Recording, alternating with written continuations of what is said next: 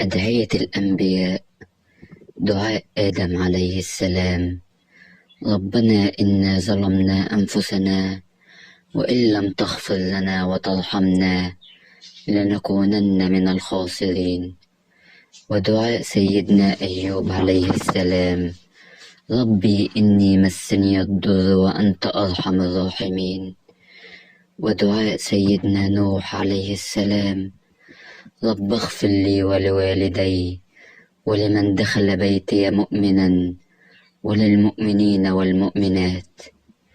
ودعاء سيدنا إبراهيم عليه السلام: رب اجعلني مقيم الصلاة ومن ذريتي ربنا وتقبل دعاء.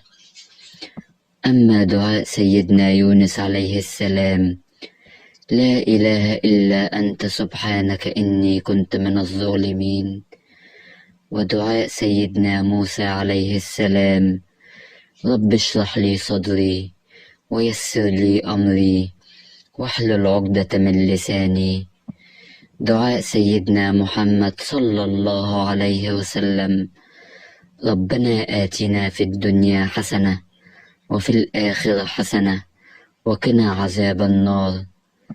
ودعاء سيدنا يوسف عليه السلام: أنت ولي في الدنيا والآخرة توفني مسلما وألحقني بالصالحين.